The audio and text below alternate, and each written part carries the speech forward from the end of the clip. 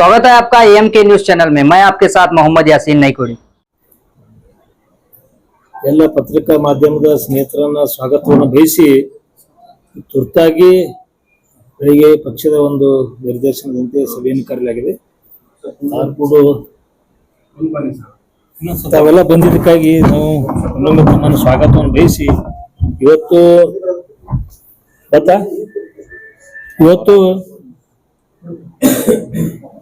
ನಮ್ಮ ದೇಶದಲ್ಲಿ ತಾಯಂದಿರಿಗೆ ಮಹಿಳೆಯರಿಗೆ ಪ್ರಾತಿನಿಧ್ಯ ಸಿಗಬೇಕು ಅನ್ನುವಂಥ ಒಂದು ಕಲ್ಪನೆ ಬಹಳಷ್ಟು ಹಿಂದಿನಿಂದ ನಡೆದಿದೆ. ರಾಜಕೀಯವಾಗಿ ಅವರಿಗೂ ಕೂಡ ಸ್ವಾತಂತ್ರ್ಯ ಸಿಗಬೇಕು, ಪ್ರಾತಿನಿಧ್ಯ ಸಿಗಬೇಕು ಅನ್ನುವಂಥ ಬೇಡಿಕೆಗಳು ಬಹಳಷ್ಟು ವರ್ಷಗಳಿಂದ ನಡೀತದೆ. ಅದನ್ನೆಲ್ಲ ಇವತ್ತು ನಮ್ಮ ದೇಶದ ಸಮರ್ಥವಾದಂಥ ಪ್ರಧಾನಮಂತ್ರಿಗಳಾದ ನರೇಂದ್ರ ಮೋದಿಯವರು ಮನಗೊಂಡು ಇವತ್ತೊಂದು ಮಹಿಳಾ ಮೀಸಲಾತಿಯನ್ನ ರಾಜಕೀಯವಾಗಿ ಮಹಿಳೆಯರಿಗೆ ಒಂದು ಶಕ್ತಿ ತುಂಬಬೇಕನ್ನುವಂಥ ಒಂದು ನಿರ್ಣಯ ಮಾಡಿದ್ರು. ಇನ್ನು ನಡೆದಂಥ ಲೋಕಸಭಾ ಒಂದೇನು ಚರ್ಚೆಯಲ್ಲಿ ಕಾಂಗ್ರೆಸ್ಸು ಮತ್ತು ಅದರ ಮಿತ್ರರು ಸೇರಿ ವಿರೋಧ ಮಾಡಿ ಮಹಿಳೆಯರಿಗೆ ಸಿಗುವಂಥ ಒಂದು ಪ್ರಾತಿನಿಧ್ಯಕ್ಕೆ ವಿರೋಧ ಮಾಡಿದ್ದಾರೆ. ಬರೀ ರಾಜಕೀಯವಾಗಿ ಮಹಿಳೆಯರಿಗೆ ಡಾಂಬಿಕ ಮಾತುಗಳನ್ನು ಇವರನ್ನ ಕೇಳ್ತಾ ಇದ್ವಿ. ಬರೀ ಅವ್ರ ಬಗ್ಗೆ ಮಹಿಳೆಯರ ಬಗ್ಗೆ ಭಾಷಣಗಳಲ್ಲಿ ಕಾಳಜಿ ಮಾಡುವಂಥದ್ದು, ಮೊಸಳೆ ಕಣ್ಣೀರು ಸುರಿಸುವಂಥ ಒಂದು ಪ್ರಯತ್ನವನ್ನು ಕಾಂಗ್ರೆಸ್ನವರು ಅವರು ಮಾಡ್ತಾ ಬಂದಿದ್ದಾರೆ. ನಿನ್ನೆ ಒಂದು ಏನಾದರೂ ಅದು ಬಿಲ್ ಪಾಸ್ ಆಗಿದ್ರೆ ಸುವರ್ಣ ಅಕ್ಷರಗಳಲ್ಲಿ ಬರೆದಿಡುವಂಥ ಒಂದು ಸಂದರ್ಭ ಇತ್ತು. ಯಾಕಂದ್ರೆ ಇವತ್ತು ಮಹಿಳೆಯರಿಗೆ ರಾಜಕೀಯವಾಗಿ ಸ್ಥಾನಮಾನ ಕೊಡಬೇಕನ್ನುವಂಥದ್ದು ಪ್ರಧಾನಮಂತ್ರಿಗಳ ನಿರ್ಣಯಕ್ಕೆ ನಿನ್ನೆ ಬಹಳಷ್ಟು ಹಿನ್ನಡೆ ಅಲ್ಲ, ತಾಯಂದಿರಿಗೆ ಹಿನ್ನಡೆ ಆಗಿದೆ ಅನ್ನುವಂಥದ್ದು ಕೂಡ ಈ ಸಂದರ್ಭದಲ್ಲಿ ಹೇಳಕ್ ಬಯಸ್ತೇನೆ. ಯಾಕಂದ್ರೆ ಮಹಿಳೆಯರಿಗೆ ರಾಜಕೀಯವಾಗಿ ಸ್ವಾತಂತ್ರ್ಯ ಸಿಗಲಿಕ್ಕೆ ಕಾಂಗ್ರೆಸ್ನವರು ಅವರೆಲ್ಲ ಮಿತ್ರರು ಸೇರಿ ವಿರೋಧ ಮಾಡಿದ್ದು ಇದು ತಾಯಂದಿರಿಗೆ ಒಂದು ಅಪಮಾನ ಮಾಡಿದ್ದಾರೆ ಅಂತ ಹೇಳಿ ನನ್ನ ಸಂದರ್ಭದಲ್ಲಿ ಆರೋಪ ಮಾಡ್ಲಿಕ್ಕೆ ಬಯಸ್ತಾ ಇದ್ದೀನಿ. ಡಾಕ್ಟರ್ ಬಾಬಾ ಸಾಹೇಬ್ ಅಂಬೇಡ್ಕರ್ ಮತ್ತು ಬಸವಣ್ಣವರು ಏನವರ ಮಾದಾಶೆ ಇತ್ತು, ಅಂದರೆ ಅಂಬೇಡ್ಕರ್ ಮಾದಾಶೆನೂ ಕೂಡ ಇತ್ತು, ಮಹಿಳೆಯರು ಕೂಡ ಸಮಾನವಾಗಿ ಮುಂದೆ ಬರಬೇಕು ಅನ್ನುವಂಥದ್ದು ಬಸವಣ್ಣವರ ಒಂದು ಅವ್ರೇನ ಇಂಗಿತ ಇತ್ತು. ಲಿಂಗ ಭೇದ ಬರೆಯುತ್ತು ಇವತ್ತು ಎಲ್ಲರೂ ಮುಂದೆ ಬರಬೇಕು ಅನ್ನುವಂಥದ್ದು. ಅದಕ್ಕೂ ಕೂಡ ಇವತ್ತು ಇಬ್ಬರು ಮಹಾನ್ ಪುರುಷರ ಆಶಯಗಳಿಗೆ ನೀರು ಹಾಕುವಂಥ ಕೆಲಸವನ್ನ ಕಾಂಗ್ರೆಸ್ನವರು ಅವರ ಲೋಕಸಭೆ ಇರುವಂಥ ಅವ್ರ ಸ್ನೇಹಿತರು ಮಾಡಿದ್ದಾರೆ ಅಂತೇಳಿ ಸಂದರ್ಭದಲ್ಲಿ ನಾವು ಆರೋಪ ಮಾಡಕ್ಕೆ ಬಯಸ್ತಾ ಇದೀನಿ. ಇವರು ಯಾವಾಗಲೂ ಹಿಂದಿನ ಕಾಲದಿಂದ ಕೂಡ ಡಾಮಿನೇಟ್ ಅಂದ್ರೆ ಸರ್ವಾಧಿಕಾರ ರೀತಿಯಲ್ಲಿ ತಾವೇ ಇರಬೇಕು, ತಾವೇ ಮಾಡ್ಬೇಕು ಅನ್ನೋಂಥದ್ದು ಕಾಂಗ್ರೆಸ್ನವರು ಮೊದಲಿಂದ ಕೂಡ ಮಾಡ್ಕೊತ ಬಂದಿದ್ದಾರೆ. ಇವತ್ತು ಸಮನಾಗಿ ಎಲ್ರಿಗೂ ಕೂಡ ಹಕ್ಕುಗಳು ಸಿಗ್ಬೇಕನ್ನುವಂಥದ್ದು ಭಾರತೀಯ ಜನತಾ ಪಕ್ಷದ ನಮ್ಮ ದೇಶದ ಪ್ರಧಾನಮಂತ್ರಿಗಳಾದಂಥ ನರೇಂದ್ರ ಮೋದಿ ಕಲ್ಪನೆ ಆಗಿದೆ. ಒಂದು ಸಣ್ಣ ಇವರಲ್ಲಿ ಒಂದು ಆತಂಕ, ಏನಾದ್ರೂ ಇದು ಆದ್ಬಿಟ್ರೆ ಇವ್ರು ಪಾಪ್ಯುಲರ್ ಆಗಿಬಿಡ್ತಾರಲ್ಲ ಪ್ರಧಾನಮಂತ್ರಿಗಳು ಅಂತ ಒಂದು ಸಣ್ಣತನಕ್ಕೆ ಒಳಗಿದ್ದು ಇನ್ನು ಯಾವ್ಯಾವ ಸಣ್ಣದು ವಿಷಯಗಳನ್ನ ತೆರೆದಿಡುವಂತ ಒಂದು ಏನೋ ನಾನು ನಿನ್ನೆ ಕೇಳ್ತಾ ಇದ್ದೆ, 49 ಲಕ್ಷ ಜನರು ವೋಟರ್ಸ್ಗಳನ್ನ ಹೆಂಗ್ ಸಂಭಾಳಿಸ್ತಾರೆ ಏನೇನು ಮಾತಾಡ್ತಿದ್ರು, ಸ್ವಲ್ಪ ಕೇಳಿದೆ. ಆಮೇಲೆ ನಾನು ನಮ್ಗೇನಿತ್ತು ನಾವು ನೋಡಕ್ ಹೋಗ್ಲಿ, ನಿನ್ನೆ 100 ಪಾಸ್ ಆಗ್ತದ, ಎಲ್ಲರೂ ಮಹಿಳೆಯರ ಪರವಾಗಿದ್ದಾರೆ, ತಾಯಂದ್ರ ಪರವಾಗಿದ್ದಾರೆ ಅನ್ನುವಂಥ ನಮಗೊಂದು ಕಲ್ಪನೆ ಇತ್ತು. ಆದ್ರೆ ಇವರು ಒಂದು ಹೊಟ್ಟೆ ಕಿಚ್ಚಿಗೆ ಕಾಂಗ್ರೆಸ್ನವರು ಈ ಮಹಿಳೆಯರಿಗೆ ಹಿನ್ನಡೆ ಆಗುವಂಥದ್ದು, ಅಪಮಾನ ಆಗುವಂಥ ಕಾರ್ಯವನ್ನ ನಿನ್ನೆ ಪಾರ್ಲಿಮೆಂಟ್ ಅಲ್ಲಿ ನಡೆದುಕೊಂಡರು ಅನ್ನುವಂಥದ್ದು ಸಂದರ್ಭದಲ್ಲಿ ನಾವು ಹೇಳಿಕೆ ಬಯಸ್ತೇವೆ.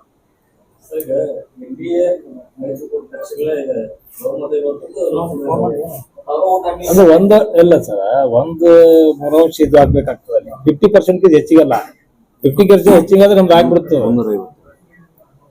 50% ಹೆಚ್ಚಿಗೆ ನಾವು ಆಗ್ತದೆ. 3 ಅಂಶ ಅಂದ್ರೆ ನಮ್ದು ಕೆಲವೊಬ್ರು ಇದು ಮಾಡಿಲ್ಲ. ಆದ್ರೆ ಮೇನ್ ಕಾಂಗ್ರೆಸ್ನ ಅಜೆಂಡಾನೇ ಅದೇ, ಅದು ಇದನ್ನ ಆಗ್ಬಾರ್ದು ಅಂತ ಹೇಳಿ 352 ಬೇಕಾಗ. 352 ಆದ್ರೆ ಹಾಕದ.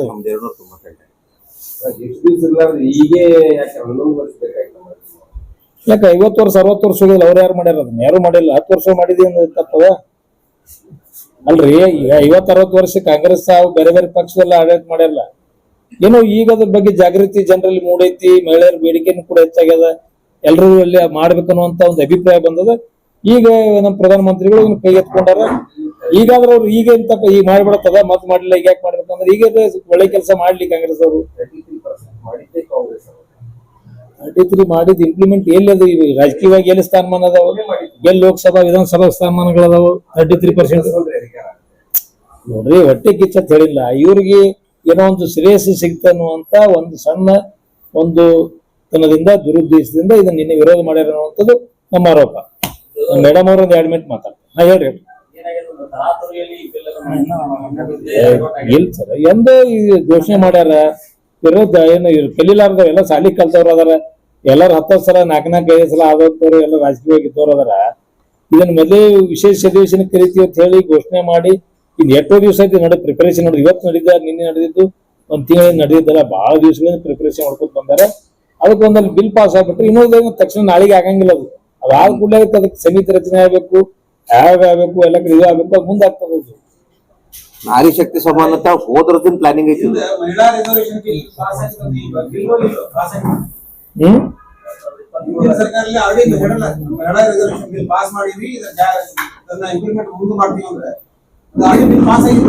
ಇಲ್ಲ ಇಲ್ಲ, ಈಗ ಹೊಸದು ತಗದದ್ದು ನೋಡ್ರಿ, ಜನಸಂಖ್ಯೆ ಆಧಾರವಾಗಿ ಈಗ ಡಿಲಿಮಿಟೇಷನ್ ಅಲ್ಲಲ್ಲ, ಎರಡು 1 ಮಿನಿಟ್, 2 ಕೊಟ್ಟು ಸಂಬಂಧ ಅದಾವ. ಯಾಕೆ ಸಂಬಂಧ ಹೇಳ್ತೀನಿ ಕೇಳುತ್ತ. ಸೀಟ್ಗಳನ್ನ ಹೆಚ್ಚು ಮಾಡ್ಲೇಬೇಕು, ಕಾಲಕಾಲಕ್ಕಾರ ಜನಸಂಖ್ಯೆ ಅನುಗುಣವಾಗಿ ಕ್ಷೇತ್ರದ ಒಂದು ವ್ಯಾಪ್ತಿ ನೋಡ್ಕೊಂಡು ಮಾಡ್ಲೇಬೇಕು. ಹೌದಾ? ಈ ಅದ್ರ ಜೊತೆನೆ ಮೇಳ ಮೀಸಲಾತಿನೂ ಕೂಡ ಆಗ್ಲಿ ಅನ್ನುವಂಥದ್ದು, 2 ಕೂಡ ಆಗಿಲ್ಲ ಬಹಳ ವರ್ಷದಿಂದ. ಮೇಳ ಮೀಸಲಾತಿ ಒಂದು ಅಜೆಂಡಾನ ಯಾರು ತಗೊಂಡಿಲ್ಲ ಇನ್ನವರೆಗೆ.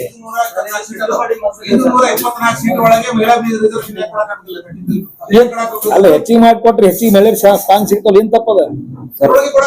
ಅಲ್ಲ, ಅದ್ರಾಗೂ ಕೊಡಕ್ ತಯಾರಲ್ಲ ನಮ್ಮವ್ರು, ಹೆಚ್ಚಿಗೆ ಮಾಡಿ ಕೊಡಕತ್ತಲ್ಲ. ಇಲ್ಲ ಇಲ್ಲ ಸರ್, 127 ಸೀಟ್ 22 ಲಕ್ಷಕ್ಕಿಂತ ಹೆಚ್ಚಿಗದವ್ರಿ ಸರ್. ಬ್ಯಾಲೆನ್ಸ್ ಸರಿ ಇಲ್ಲ, ಕೆಲವೊಂದು ಸರಿ ಮಾಡ್ಕೊಳಕ್ಕ ಇವೆಲ್ಲ ಕೆಲವೊಂದ್ ಕಡೆ ಹೋಟ್ ಹೆಚ್ಚದಾವ, ಕೆಲವೊಂದ್ ಕಡೆ ಹೋಟ್ ಕಡಿಮೆ ಅದಾವ, ಎಲ್ಲ ಸರಿ ಮಾಡ್ಕೊಳಕ್ಕೆ ಮಾಡ್ಲಾತಾರ. ಅದ್ರ ಜೊತೆನೆ ಇನ್ನೂ ಹೆಚ್ಚಿಗೆ ಸ್ಥಾನ ಸಿಕ್ಕರೆ ಏನ್ ತಪ್ಪದ? ಈಗ ಇದ್ದ ಸ್ಥಾನಕ್ಕೆ ಹೆಚ್ಚಿಗೆ ಮಳೆಯರು ಕೊಡೋರು ಅದಾರ.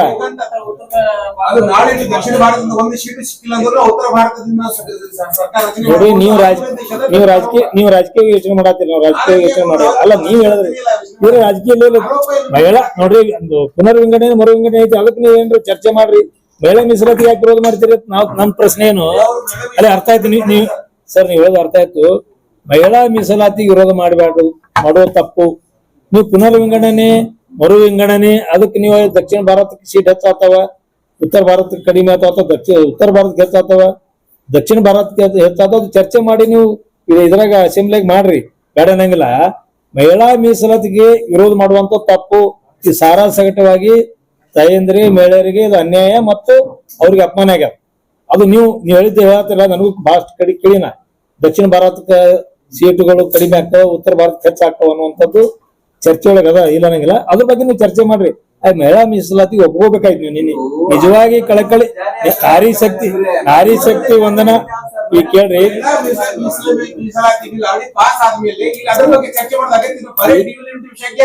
ಇಲ್ಲ ಇಲ್ಲ ಇಲ್ಲ ಇಲ್ಲ ಇಲ್ಲ ಹಂಗಾಗಿಲ್ಲ. ಇಲ್ಲ ಇಲ್ಲ, ಮಹಿಳಾ ನಿನ್ನೆ ಕಾಂಗ್ರೆಸ್ ನಿನ್ನೆ ಅನ್ಯಾಯ ಮಾಡ್ಯಾರ. ಇಲ್ಲ ಇಲ್ಲ, ಮಹಿಳೆಯರು ನಿನ್ನೆಗೆ ಅವ್ರಿಗೆ ಅನ್ಯಾಯ ಮಾಡಿದಾರ, ಅದಕ್ಕೆ ವಿರೋಧ ಮಾಡಿದಾರ. ಆ ಬಿಲ್ ಪಾಸ್ ಮಾಡಕ್ ಇವ್ರು ಹೋಟ್ ಹಾಕಿಲ್ಲ. ಅದು ಪೊಲಿಟಿಕಲ್ ಚರ್ಚೆ ಆಗ್ತದ ಬೇರೆ. ಅದು ನಿನ್ನೆನೆ ತಂದಂತ ಬಿಲ್ ಅನ್ನ ಮಹಿಳೆಯರಿಗೆ, ಬಿಜೆಪಿ ಮಹಿಳೆಯರಿಲ್ಲ, ಟೋಟಲ್ ಮಹಿಳೆಯರಿಗೆ. ಇಲ್ಲ ಇಲ್ಲ ಇಲ್ಲ, ಬಿಜೆಪಿಗೆ ಯಾಕಾಗ್ತದೆ ಸರ್? ನಾವು ಆಲ್ರೆಡಿ ಅಧಿಕಾರದ ಕೇಂದ್ರದಾಗ ಅದಾರ ನಮ್ಮವರು.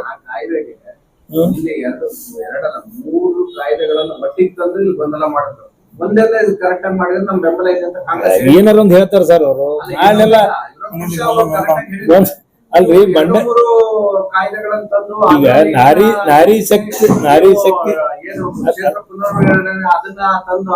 ಇಲ್ಲ ಇಲ್ಲ ಇಲ್ಲ, ಅವ್ರು ಯಾವ್ದೋ ನೆಪ ಇಟ್ಟುಕೊಂಡು ಇದನ್ನೇ ವಿರೋಧ ಮಾಡಿದಾರೆ. ಫಸ್ಟ್ ವಿರೋಧ ಮಾಡಿದ್ದೆ ಮಹಿಳಾ ಮೀಸಲಾತಿಗೆ. ಅವರು ಇದನ್ನೇ ಫಸ್ಟ್ ಚರ್ಚೆ ಆಗಿತ್ತು. ಅವರು ನೋಡ್ರಿ ಈಗ ಹೇಳ್ಬೇಕಾಯ್ತು, ಅದನ್ನ ಹೇಳ್ಬೇಕಾಗಿತ್ತು. ಇದಕ್ಕೆ ನಮ್ದು ಹಿಂಗದ, ಇದಕ್ಕೆ ಹಿಂಗಂತ ಹೇಳ್ಬೇಕಾಯ್ತು. ಟೋಟಲ್ ಬಿಲ್ಲಿಗೆ ವಿರೋಧ ಮಾಡಿಬಿಟ್ರು, ಅವರು ಬಿದ್ದು ಹೋಗ್ಬಿಡ್ತದು.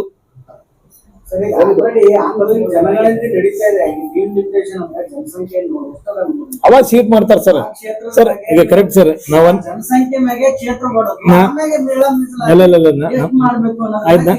ನಂದು ಒಂದು ಅನುಭವ ಆಗೈತೆ. ಯಾಕಂದ್ರೆ ನಾನು MLA ಆದ್ಮೇಲೆ ವಿಂಗಡಣೆ ಆಗೈತೆ ಒಂದ್ಸಲ ಕ್ಷೇತ್ರಗಳು ಹೆಚ್ಚಾಗಿಲ್ಲ ಅದ್ರ ಆ ಕಡೆ ಈ ಕಡೆ ಮಾಡಿದ್ರಲ್ಲ ಅವಾಗಿದ್ದೆ ನಾನು ಸ್ವಲ್ಪ MLA ಇದ್ದೆ ಆ ಟೈಮ್ದಾಗ ಜನಸಂಖ್ಯೆ ಆಧಾರದ ಮೇಲೆ ಸೀಟ್ ಹೆಚ್ಚು ಕಡಿಮೆ ಆಗ್ತಾವ ಮೀಸಲಾತಿ ಸಂಬಂಧ ಬರಂಗಿಲ್ಲ ಸೀಟ್ ಹೆಚ್ಚು ಕಡಿಮೆ ಮಾಡೋದು ಜನಸಂಖ್ಯೆ ಸೆನ್ಸಸ್ ಬಂದ್ಮ್ಯಾಗ ಆದ್ರ ಮೀಸಲಾತಿಗೆ ಜನಸಂಖ್ಯೆ ಸಂಬಂಧ ಬರಂಗಿಲ್ಲ ಮೀಸಲಾತಿ ಮೊದಲು ಪಾಸ್ ಮಾಡ್ಬೇಕಾಗಿತ್ತು ನಿನ್ನೆ ಆಮೇಲೆ ಜನಸಂಖ್ಯೆ ಅನುಗುಣವಾಗಿ ಕ್ಷೇತ್ರಗಳು ಎಷ್ಟು ಆಗ್ತಾವ ಇನ್ನೂ ಬಂದಿಲ್ಲ ಸರ್ 2007 ಕಂಪ್ಲೀಟ್ ಆಗ್ಬೇಕು 2007 ಕಂಪ್ಲೀಟ್ ಆದ್ಮ್ಯಾಗನೆ ಜನಗಣತಿದು ವರದಿ ಸರ್ಕಾರಕ್ಕೆ ಬರ್ತೈತಿ ಅವಾಗ ಇವ್ರ ಸೀಟ್ಗಳು ದಕ್ಷಿಣಕ್ಕ ಉತ್ತರಕ್ಕ ಎಲ್ಲಿ ಹೆಚ್ಚಾಕವೋ ಎಲ್ಲಿ ಕಮ್ಮಿ ಆಕ್ಕವೋ ಅಥವಾ ಇದು 500 ಹೋಗ್ಸಿಂದ 800 ಹಾಕೋ 900 ಹಾಕೋ ಅವಾಗ ನಿರ್ಧಾರ ಆಗ್ತದ ಅದಕ್ಕೆ ಮಹಿಳಾ ಮೀಸಲಾತಿ ವಿಧೇಯಕ ಏನಿದು ಮಂಡನೆ ನಿನ್ನೆ ಮಾಡಿದ್ರು ಮಹಿಳಾ ಮೀಸಲಾತಿ ತರಬೇಕು ಮಾಡಿ ಇದಕ್ಕೆ ವಿರೋಧ ಮಾಡ್ಯಾರ ಜನಗಣತಿ ಬಂದ್ಮ್ಯಾಗ ಅವ್ರ ಸೀಟ್ಗಳು ದಕ್ಷಿಣ ಭಾರತಕ್ಕೆ ಉತ್ತರ ಭಾರತಕ್ಕೆ ಹೆಚ್ಚಾಗ್ತಾ ಹೋಗಿ ತಾರತಮ್ಯ ಮಾಡ್ತಾರೆ ಹಂಗ ಹಿಂಗಂತ ಅವ್ರಲ್ಲಿ ಏನು ಸಂಶಯ ಅದಲ್ಲ ಅದಕ್ಕೆ ಮುಂದೆ ಇದ್ದೇ ಇರ್ತದ ಆದ್ರ ಅದಕ್ಕೆ ಸಂಬಂಧ ಇಲ್ಲ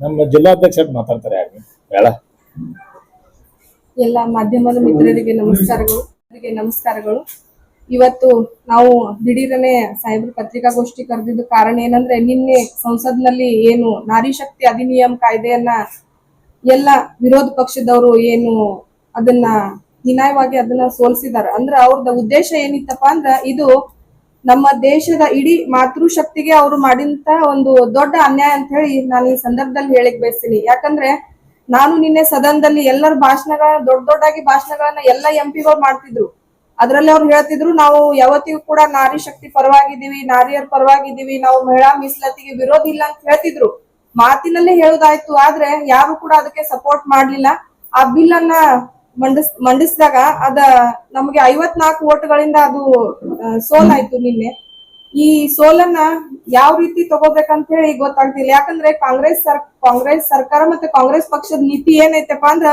ಯಾವತ್ತಿಗೂ ಕೂಡ ಅವ್ರು ಮಹಿಳೆಯರ ವಿರೋಧಿನೇ ಅದಾರ ಮಹಿಳೆಯರ ಪರವಾಗಿ ಯಾವ್ದು ಕಾರ್ಯಗಳನ್ನ ಅವ್ರು ಮಾಡಿಲ್ಲ ಈಗ ನೋಡ್ರಿ ಮೋದಿಜಿಯವ್ರ ಸರ್ಕಾರ ಬಂದ ಮೇಲೆನೆ ಮಾಡಿದ್ದು ಬೇಟಿ ಬಚಾವ್ ಬೇಟಿ ಪಡಾವ್ ಆಗಿರ್ಬೋದು ಸುರಕ್ಷಾ ನಾರಿ ವಂದನ್ ಅಭಿಯಾನ ಆಗಿರ್ಬೋದು ಮತ್ತೆ ಸ್ವಚ್ಛತಾ ಅಭಿಯಾನದಲ್ಲಿ ಮಹಿಳೆಯರಿಗೆ ಒಂದು ಸುರಕ್ಷತೆಯನ್ನ ಕೊಟ್ಟಿರುವಂತದ್ದು ನಮ್ಮ ಮೋದಿಜಿಯವ್ರ ಸರ್ಕಾರ ಈಗಾಗಲೇ ಅಣ್ಣವ್ರು ಹೇಳಿದ್ರು 33% ಮಾಡಿರೋದು ಕಾಂಗ್ರೆಸ್ ಸರ್ಕಾರ ಅಂತ ಹೇಳಿ ಆದ್ರೆ ನೀವು ಯೋಚನೆ ಮಾಡ್ಬೇಕು 33% ಹಿಂದೆ ಇದ್ದಾಗ ಯಾವ ನಾರಿಯರು ಮುಂದ್ ಬಂದ್ರೆ ಅದನ್ನೇ ಆಡಳಿತದಲ್ಲಿ ಕೆಲಸ ಮಾಡಿದಾರ ನನಗೆ ಒಂದು ಉದಾಹರಣೆ ಇದ್ರೆ ಹೇಳಿ ನೀವು ಪಂಚಾಯತ್ ಆಗಿರ್ಬೋದು ನಗರಸಭೆಯಲ್ಲಿ ಆಗಿರ್ಬೋದು ಮಹಾನಗರ ಪಾಲಿಕೆಯಲ್ಲಿ ಆಗಿರ್ಬೋದು ಹೆಸರಿಗಷ್ಟೇ ಮಹಿಳೆಯರು ಇದ್ರು ಅವಾಗ ಬಟ್ ಮಹಿಳೆಯರ ಕಾರ್ಯರೂಪಕ್ಕೆ ಬಂದಿದ್ದು ಅವರ ಧೈರ್ಯನ ತುಂಬಿಕೊಂಡು ಮುಂದ್ ಬಂದಿದ್ದು ಯಾವ ಕಾಲದಲ್ಲಿ ಅಂದ್ರೆ ಅದು ನಮ್ಮ ಮೋದಿಜಿಯವ್ರ ಸರ್ಕಾರ ಬಂದ್ಮೇಲೆ ನಮ್ಮ ಮೋದಿಜಿಯವ್ರ ಮಹಿಳೆಯರಿಗೆ ಏನು ಸ್ವಾವಲಂಬಿ ಬದುಕನ್ನ ಕೊಟ್ಟರು SHG ಗ್ರೂಪ್ಗಳಿಗೆ ಅನುದಾನ ಕೊಟ್ಟದ್ಮೇಲೆ ಎಲ್ಲಾ ಮಹಿಳೆಯರು ಮುಂದ್ ಬಂದು ಕಾರ್ಬಾರ್ ಅಂದ್ರೆ ನಮ್ಮ ರಾಜಕೀಯವಾಗಿ ಆಗಿರ್ಬೋದು ಸಾಮಾಜಿಕವಾಗಿ ಆಗಿರ್ಬೋದು ಬೆಳವಣಿಗೆ ಮಹಿಳೆಯರ್ದಾಗಿರೋದು ನಮ್ಮ ಭಾರತೀಯ ಜನತಾ ಪಾರ್ಟಿ ಸರ್ಕಾರ ಬಂದ್ಮೇಲೆ ಮತ್ತು ಮೋದಿಜಿಯವರ ಆಡಳಿತದಲ್ಲಿನೇ ಮಹಿಳೆಯರಿಗಾಗಿ ಒಂದು ಹೆಚ್ಚಿನ ಒತ್ತನ್ನ ನಮ್ಮ ಮಾತೃಶಕ್ತಿಗೆ ನಮ್ಮ ಮೋದಿಜಿಯವ್ರು ಕೊಟ್ಟಿದ್ದಾರೆ ಈಗ ನಿನ್ನೆ ಅವ್ರು ಮಾಡಿದ್ದು ಒಂದು ಅಸಾಧ್ಯವಾದ ಕೆಲಸ ಒಂದು ಮಾಡ್ಲಿಕ್ಕೆ ಆಗಿದ್ರು ಅಂದ್ರೆ ಅದೊಂದ್ ಏನ್ರಿ ಮಹಿಳೆಯರ ಪರವಾಗಿ ಬಿಲ್ ತಂದ್ರೆ ಮಹಿಳೆಯರಿಗೆ ರಾಜಕೀಯವಾಗಿ ಮುನ್ನಡೆ ಆಗುತ್ತ ನಾವು ಹೀನಾಯವಾಗಿ ಇನ್ನು ಮುಂದೆ ಯಾವತ್ತಿಗೂ ಕೂಡ ದೇಶದಲ್ಲಿ ಕಾಂಗ್ರೆಸ್ ಪಕ್ಷ ಮತ್ತು ಅವರ ಮಿತ್ರ ಪಕ್ಷಗಳು ಉಳಿಲಿಕ್ಕೆ ಸಾಧ್ಯವಾಗುದಿಲ್ಲ ನಮ್ಮ ನಾಮೋನಿಶನ್ ಅಂದ್ರೆ ಅವ್ರದ ಅಸ್ತಿತ್ವನೇ ಕಳೆದು ಹೋಗುತ್ತೆ ಅಂತ ಅದೊಂದು ಭಯದಿಂದ ಈ ತರ ಮಾಡಿದ್ದಾರೆ ಹೊರತು ಮತ್ತೊಂದೇನು ಉದ್ದೇಶ ಅವ್ರಿಗಿಲ್ಲ ಇದೇ ರೀತಿ ಅವ್ರಿಗೆ ಭಾಷಣ ಮಾಡುವಾಗ ಅವ್ರು ಹೇಳ್ತಿದ್ರು ನಾವು ಪರವಾಗಿದ್ದೀವಿ ನಾವು ಮಹಿಳಾ ಮೀಸಲಾತಿ ಪರವಾಗಿ ಅದೀವಿ ಅಂತ ಹೇಳಿ ಬರೀ ಹೇಳುದೇ ಆಯ್ತು ಹೊರತ ಅದ ಕಾರ್ಯರೂಪಕ್ಕೆ ಯಾವ್ದು ಕೂಡ ತರ್ಲಿಲ್ಲ ಈ ಒಂದು ಘಟನೆಯನ್ನ ನಾವೆಲ್ಲರೂ ಕೂಡ ಅದು ಒಂದು ತೀವ್ರವಾಗಿ ಖಂಡನೆಯನ್ನ ಮಾಡ್ಲಿಕ್ಕೆ ಬಯಸ್ತೀವಿ ಅದೇ ರೀತಿ ಯಾವತ್ತಿಗೂ ಕೂಡ ಈ ಕಾಂಗ್ರೆಸ್ ಸರ್ಕಾರ ಮಹಿಳೆಯರ ವಿರೋಧಿ ಸರ್ಕಾರನೇ ಆಗಿದೆ ಅಂತ ಹೇಳಿ ಈ ಸಂದರ್ಭದಲ್ಲಿ ನಾನು ಸ್ಪಷ್ಟವಾಗಿ ಹೇಳಿಕ್ ಬಯಸ್ತೀನಿ ಮೇಡಮ್ ಮೋದಿ ಅವರ ಸರ್ಕಾರ ದೇಶದಲ್ಲಿ ಬಂದ ಮೇಲೆ ಬಹಳಷ್ಟು ಮಹಿಳೆಯರ ಮೇಲೆ ಅತ್ಯಾಚಾರಗಳು ದೊಡ್ಡ ಪ್ರಮಾಣದಲ್ಲಿ ಆಯ್ತು ಅದಕ್ಕೆಲ್ಲ ನೀವು ಯಾರು ಧ್ವನಿ ಎತ್ತೇ ಇರಲ್ಲ ಪ್ರತಿ ಸಲ ನಾವು ಧ್ವನಿ ಎತ್ತೇ ಇದೀವಿ ಈಗ ಲಾಸ್ಟ್ ಇಯರ್ ನೋಡಿ ಇಲ್ಲಿ ರಾಜ್ಯ ಸರ್ಕಾರದಲ್ಲಿನೇ ಕಾಂಗ್ರೆಸ್ ಸರ್ಕಾರ ಇದ್ದಾಗನೇ ಬಾಣಂತಿಯರ್ ಸಾವಿರಾರು ಗಟ್ಲೆ ಅದು ಅದಕ್ಕೆ ನಾವು ಎಷ್ಟು ಕೂಡ ತೀವ್ರ ಪ್ರತಿಕಾರ ಮಾಡಿದ್ರು ಕೂಡ ಯಾವುದೇ ರಿಸಲ್ಟ್ ಅನ್ನ ಕೊಡ್ಲಿಲ್ಲ ಅವರು ಮಣಿಪುರದಲ್ಲಿ ಹಿಂದೆ ಸರ್ಕಾರ ಇತ್ತು ಅಲ್ಲಿ ಮಹಿಳೆಯರಿಗೆ ಯಾವ ತರ ಅತ್ಯಾಚಾರಗಳಾಯ್ತು ಯಾವ ತರ ಸಮಸ್ಯೆ ಆಯ್ತು ಅನ್ನೋದು ನಿಮ್ಗೆ ಗೊತ್ತಿದೆ ಇದು ಉನ್ನಾವ್ ಘಟನೆ ಆಯ್ತು ಅವಕ್ಕ ಎಲ್ಲೂ ನಿಮ್ ಪ್ರಾಣಿನೂ ಧ್ವನಿ ಎತ್ತಲಿಲ್ಲ ಓದ್ಕೊಂಡು ಏನ್ ಮಾಡ್ಲಿಲ್ಲ ಏನೋ ಸಾಂತ್ವನ ಹೇಳಿಲ್ಲ ಆ ಸಮಸ್ಯೆ ಬಗೆಹರಿಸಲಿಲ್ಲ ಆ ಕಡೆಗೆ ಮುಖನೇ ಹಾಕ್ಲಿಲ್ಲ ಎಲ್ಲಿ ಮಹಿಳೆಯರ ಪರವಾಗಿ ಎಲ್ಲಿದ್ದಾರೆ ಪ್ರಧಾನಿ ಅವರು ಯಾಕೆ ಧ್ವನಿ ಎತ್ತಲಿಲ್ಲ ಎಲ್ಲೋ ಒಂದ್ ನಡೆದಿದ್ ಘಟನೆನ ನೋಡ್ರಿ ಸರ್ ಅವ್ರು ಎಲ್ಲಿ ಅಲ್ಲ ಅದು ಒಂದು ರಾಜ್ಯದಾಗ ಒಂದ್ ಏನೋ ಒಂದು ಘಟನೆ ಆಗಿದೆ ಇದು ನಮ್ಮ ಕರ್ನಾಟಕದ ಆಯ್ತಲ್ಲ ಬಾಣಂತಿಯರ ಸಾವು ಸಿಕ್ಕಾಪಟ್ಟೆ ಒಂದು ದೊಡ್ಡ ಪ್ರಮಾಣದಲ್ಲಿ ಇಲ್ಲಿ ನಡೀತೀವಿ. ಬಾಣಂತಿಯರ ಸಾವು ನೋಡಿ ಸರಣಿಯಾಗಿ ಆಗ್ತಾವ. ಅವಾಗ ಹಿಂಗೆ ಬೇರೆ ಬೇರೆ ಕಡೆ ಆಗಿದಾವ. ಆದ್ರೆ ಭಾರತೀಯ ಜನತಾ ಪಕ್ಷ ಮಹಿಳೆಯರ ಸಂಬಂಧ ಹಿಂದೆ ಯಡಿಯೂರಪ್ಪನವ್ರ ಸರ್ಕಾರ ಇದ್ದಾಗ ಕೂಡ ಹಲವಾರು ಕಾರ್ಯಕ್ರಮಗಳನ್ನ ಕೊಟ್ಟಿದ್ರು. ಭಾಗ್ಯಲಕ್ಷ್ಮಿ ಅಂತ ಯೋಜನೆ ತಂದಿದ್ದೇ ಭಾರತೀಯ ಜನತಾ ಪಕ್ಷ ಸರ್ಕಾರ ಬಂದ ಮೇಲೆ, ಅದು ಯಡಿಯೂರಪ್ಪನ ಮುಖ್ಯಮಂತ್ರಿ ಇದ್ದಾಗ. ಈಗ ನಮ್ಮ ಕೇಂದ್ರದ ಪ್ರಧಾನಮಂತ್ರಿಗಳು ಕೂಡ ನಾರಿ ವಂದನ ಇರ್ಬೋದು, ಬೇಟಿ ಪಡಾವ್ ಬೇಟಿ ಬಚಾವ್ ಈ ರೀತಿ ಬಹಳಷ್ಟು ಕಾರ್ಯಕ್ರಮ ತಂದಾರ. ಅವೆಲ್ಲ ಕಾರ್ಯಕ್ರಮದ ಬಗ್ಗೆ ಮಾತಾಡ್ಕೊತ ಬಹಳಷ್ಟು ಅದ. ಅದ್ರ ಬಗ್ಗೆ ಮಾತಾಡಕ ಪತ್ರಿಕಾ ಸಭೆ ಕರೆದಿದ್ದೇ ನಾವು. ನಿನ್ನೆ ಏನೇ ಒಂದು ಕೈಘಟನೆ ನಡೀತು ಪಾರ್ಲಿಮೆಂಟ್ ನಲ್ಲಿ, ಇದು ಕೂಡ ಒಂದು ಬಹಳ ಕೆಟ್ಟ ಒಂದು ಬೆಳವಣಿಗೆ. ಇವತ್ತೊಂದು ಏನೋ ಸುವರ್ಣ ಅಕ್ಷರದಲ್ಲಿ ಬರೆದಿಡುವಂತ ಒಂದು ನಿನ್ನೆ ಎಲ್ಲರೂ ಸೇರಿ ಮಾಡ್ಬೇಕಾಯ್ತು. ಆ ಶ್ರೇಯಸ್ ಎಲ್ಲರೂ ಸಿಗ್ತಿತ್ತು. ಅವ್ರು ನೋಡ್ರಿ ಕಾಂಗ್ರೆಸ್ದವ್ರು ಎಲ್ಲರೂ ಸೇರ್ಕೊಡಿ ಇದನ್ನ ಬೆಂಬಲ ಮಾಡಿಬಿಟ್ರೆ ಎಲ್ಲರೂ ಕೂಡ ಮಾಡ್ರಪ್ಪ ಅನ್ನುವಂಥದ್ದು ಆಗ್ತಿತ್ತು. ಇವ್ರು ಏನೋ ಕೇಂದ್ರ ಸರ್ಕಾರ ಬಿಜೆಪಿ ಅದ, ಅವ್ರಿಗೆ ಶ್ರೇಯಸ್ ಸಲ್ತ ತಿಳ್ಕೊಂಡು ಒಂದ್ ಯಾವ್ದೋ ಇಟ್ಕೊಂಡು ಏನೋ ನೆಮ ಇಟ್ಕೊಂಡು ಇದು ಮುಂದೆ ಮಾಡ್ಯಾರ. ಅದು ಮಹಿಳಾ ಮೀಸಲಾತಿನ ಪಾಸ್ ಮಾಡಿ ಒಂದು ವಿಂಗಡಣೆ, ಮರು ವಿಂಗಡಣೆ, ಡಿಲಿಮಿಟೇಷನ್ ಏನದಲ್ಲ ಅದು ಚರ್ಚೆ ಮುಖಾಂತರ ಮಾಡ್ಲಿ. ಅದು ಮಾಡಿದ್ರು ಬಹಳ ದೊಡ್ಡ ಪ್ರಮಾಣದ ಮಹಿಳೆಯರಿಗೆ ಅಪಮಾನ ಮಾಡ್ಯಾರ, ತಾಯಂದಿರಿಗೆ ಅಪಮಾನ ಆಗ್ಯದ. ರಾಜಕೀಯವಾಗಿ ಅವ್ರ ಸಮಾನತೆ ಕೊಡುವಂತ ಪ್ರಯತ್ನ ನರೇಂದ್ರ ಮೋದಿ ಅವರು ಮಾಡಿದಂತ ಕಾರ್ಯಕ್ಕೆ ಎಲ್ಲರೂ ಕೂಡ ಹಿನ್ನಡೆ ಮಾಡ್ಯಾರ ಅನ್ನುವಂಥದ್ದು ಸಂದರ್ಭದಲ್ಲಿ ಹೇಳಿ, ಇವರೇ ಮಾಡಿದಂತ ಒಂದೇನು ನಿನ್ನೆ ಬೆಂಬಲ ಕೊಡ್ಲಾರ್ದಕ್ಕ ಅವರಿಗೆ ನಾನು ಆ ಕ್ರಮಕ್ಕೆ ಖಂಡನೆಯನ್ನ ಭಾರತೀಯ ಜನತಾ ಪಕ್ಷದಂತೆ ಮಾಡ್ಲಿಕ್ಕೆ ಬಯಸ್ತಾ ಇದೆ. ರೈಟ್, ಸಾಕ್ಷಿ 6 ಮಂದಿ ನಾವು ಸೇವ್ ಮಾಡಿವ್ರಿ. ನಾನ್ ಅದೇ ಹೇಳ್ದೆ ಅಣ್ಣಾರ. ಈಗ ಹಿಂದಕ್ಕ ನೋಡ್ರಿ, ಈಗ 15 ವರ್ಷ ಹಿಂದೆಗಡೆ ಮಹಿಳೆಯರ್ನ ನೋಡಿ ಈಗ ಇದ್ದ ಮಹಿಳೆಯರ್ನ ನೀವು ಕಂಪೇರ್ ಮಾಡಿದ್ರ, ಈಗ ಬೇಟಿ ಬಚಾವ್ ಬೇಟಿ ಪಡಾವ್ ಬಂದ ಮೇಲೆ ನಾವು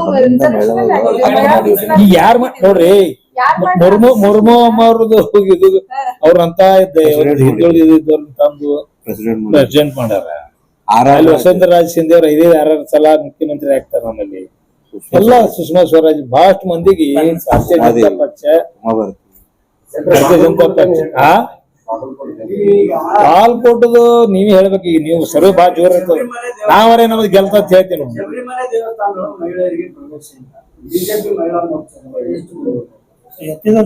ಧ್ವನಿ ಎತ್ತ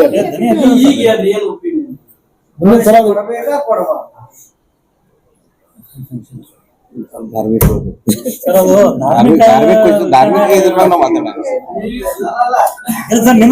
ಧಾರ್ಮಿಕ ಇದ್ರಾಗ ಸೇರ್ಸ್ಬೇಡ್ರಿ ಸರ್, ದಯವಿಟ್ಟು ತಪ್ಪಿಬೇಡ್ರಿ.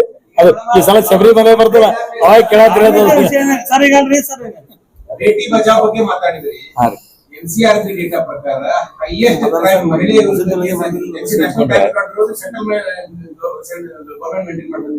ಹೈಯೆಸ್ಟ್ ಮಹಿಳೆಯರು ವಿರುದ್ಧ Uttar Pradesh, Maharashtra, Rajasthan,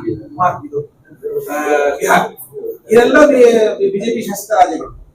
highest it is as per the NCRB records. ಯಾವಾಗಿಂದ ಕಳೆದ 10 ವರ್ಷದಿಂದ ಎಲ್ಲ ಬಂತು ಅಲ್ಲ. ಅದನ್ನ ತರಿಸಿ ನೀವು ಮಾತಾಡ್ತೀವಿ ಅದ್ರ ಬಗ್ಗೆ. ಇಲ್ಲ ನಿಮ್ ಕಡೆ ನಮ್ ಕಡೆ ಇಲ್ಲಲ್ಲ, ನಿಮ್ ಕಡೆ ಅದ. ನಾವ್ ಅದ್ರ ಬಗ್ಗೆ ಈಗ ಅದನ್ನ ನೋಡ್ಕೊಂಡ್ ಬಂದಿಲ್ಲ. ನಾವು ಇವತ್ತು ಬರೀ ಮಹಿಳಾ ಮೀಸಲಾತಿ ಬಗ್ಗೆ ಮಾತಾಡ್ತೀವಿ. ಏನೋ ಬಾಗಲಕೋಟೆ ಕೇಳಿದ್ರಲ್ಲ, ಬಾಗಲಕೋಟೆ ಹೇಳಲ್ಲ ಬಿಜೆಪಿ ಗೆಲ್ತದ. ಒಳ್ಳೆ ರೀತಿಯಿಂದ ನಮ್ಮೆಲ್ಲ मतदारों स्पंदने ಮಾಡ್ಯಾರ. और ज्यादा खबरों से जुड़ने के लिए हमारे इस चैनल को लाइक करें, सब्सक्राइब करें और बेल आइकॉन दबाना ना भूलें।